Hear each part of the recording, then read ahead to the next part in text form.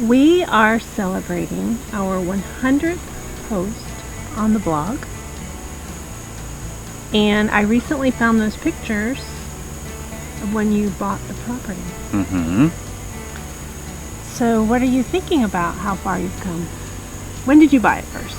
I bought it 2016 July in hopes to basically be self-sufficient, hunt it, farm it, and live on it, pretty much become one with the farm, and eventually find a partner that would blend along with me and make it happen. And so from then to now, we've built barns, we've built bathhouses, we've cut down trees, we've done ponds, we've done planning for the new cabin, actually a pre-cabin to give me some practice. I call it the guest cabin. Yeah, but it's going to give me a lot of practice for the big cabin because I got a lot to learn. Having not built a house before, doing a lot of studying and observation, and also seeing how the lay of the land lays for us. I want to make sure that that house is positioned just right. So this coming year, we're actually going to move the RV from the lower side of the property up behind where the cabin's supposed to be, to really give us a feel for exactly where we want to position the house and how it's going to have a feel temperature wise, the works. So you happy where you are? I am. I wish I'd have started this a whole lot earlier, but bees are calling me. But that wasn't in the cards for me earlier. So here we are, making the best of it as best we can, as quick as we can, because we ain't getting any younger, and Lord knows this stuff ain't easy. There's a lot of work in a homestead, but if you can figure out how to manage a farm and make the farm work for you, I think we'll have it set.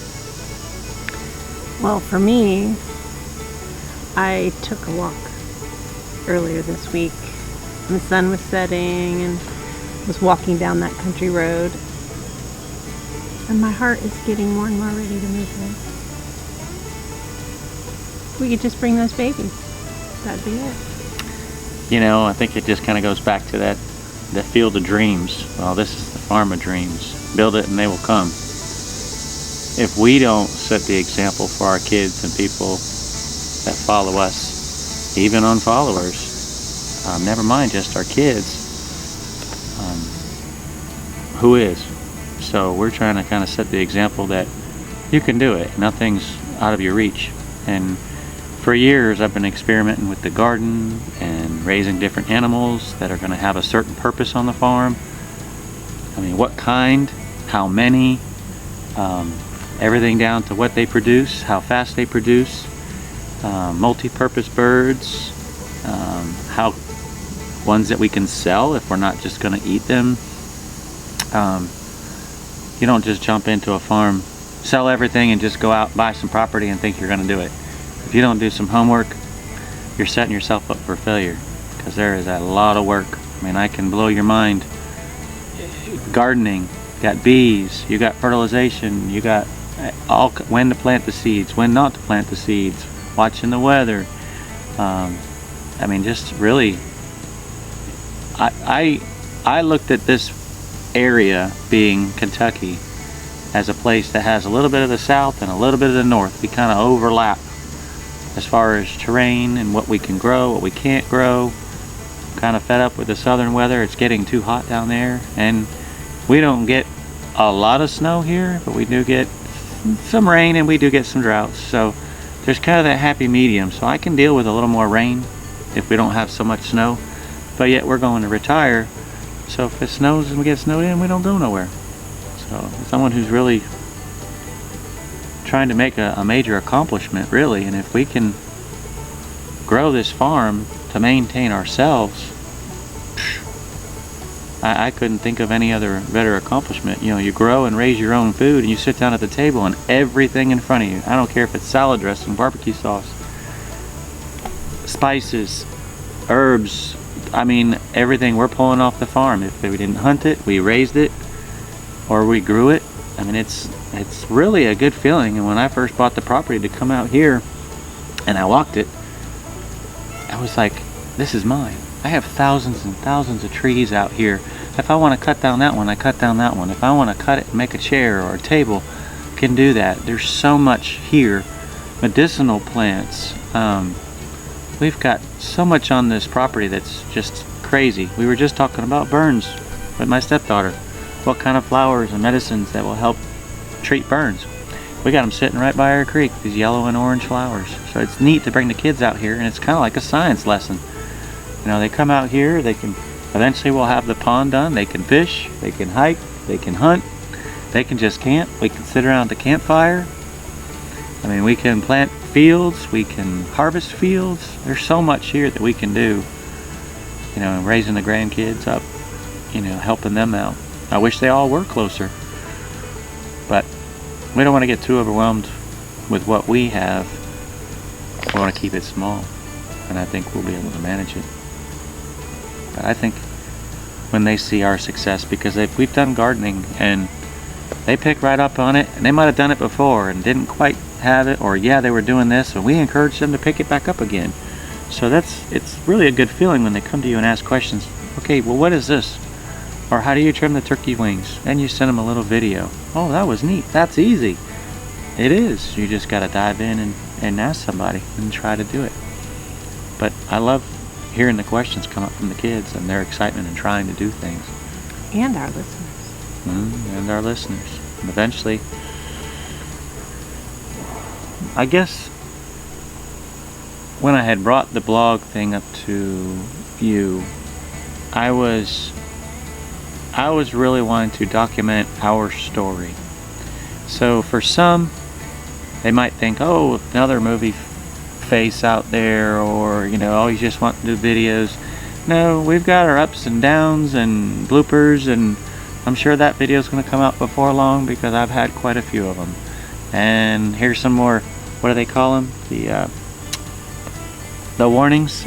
Kids don't do this at home. Right. I do a lot of stuff that A lot. I do tree work for life, so there's a lot of things I do because I have the balance and the know-how. I make it look too easy, so.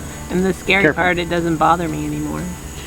Yeah, we started watching all the off-grid shows, and I've been watching them for years, but now that you've been watching some of them, and watch how the Rainies do this, or they do that, or somebody else builds this, and we're building a pole barn, and now we watch them, and she just like, we did that.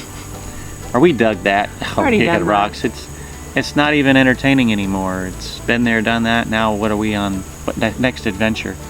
So the downside is we don't spend enough time up here each time we come up, as much as I would like, and that's okay because it gives us a break. The week went by really fast. It does go by fast, but every time we plan a trip up here, we have multiple tasks to try to accomplish. Now, we're not very close to anything. Basic stuff, okay, but major stuff, not so close. About an hour.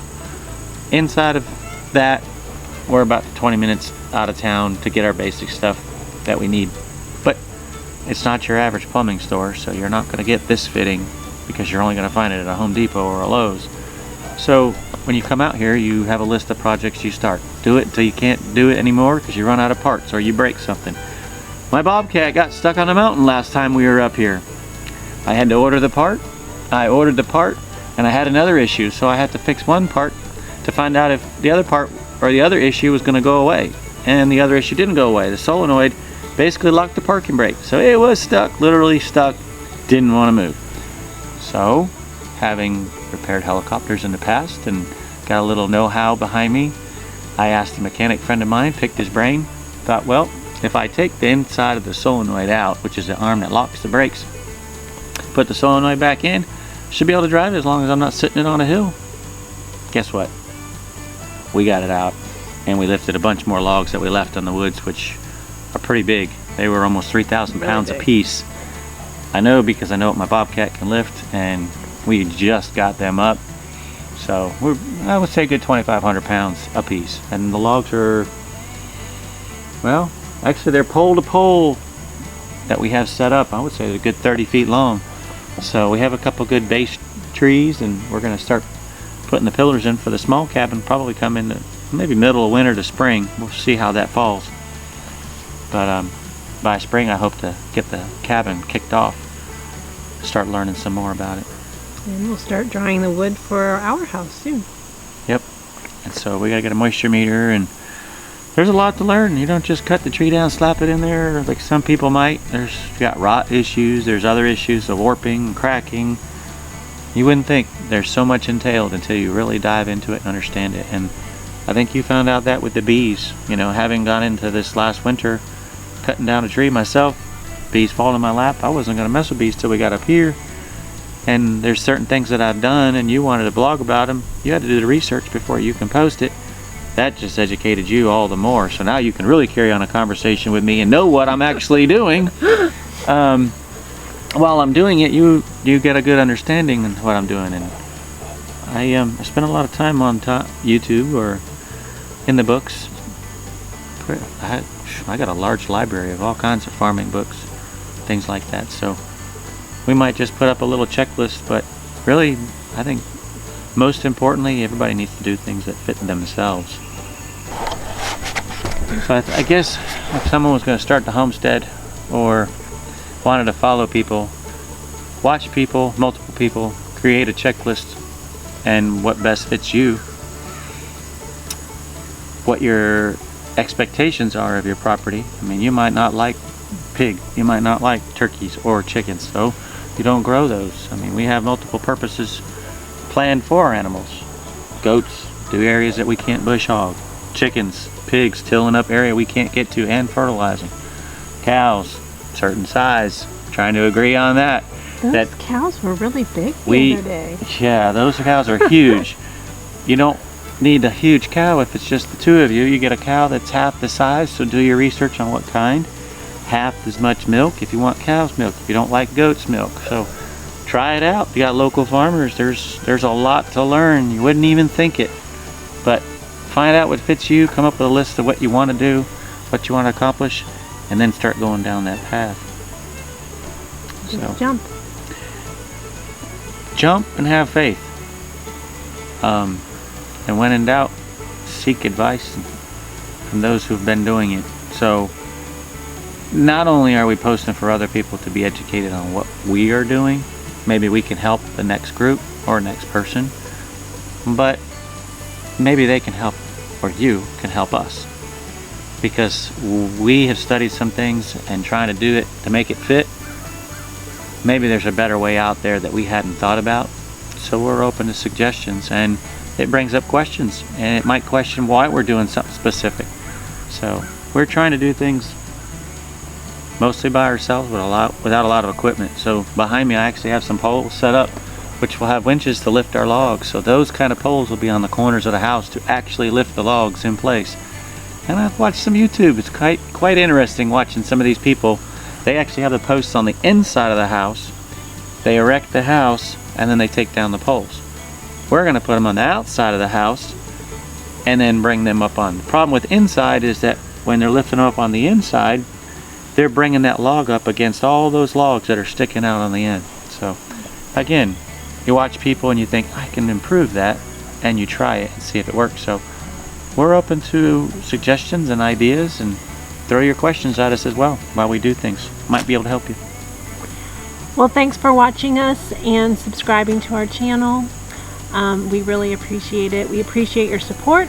Our hope is that the blog will help support our work here on the homestead so that we can both be here full time. And so that's the goal, to make that a possibility. So thanks for joining and being part of the Kowalski Mountain family. See ya.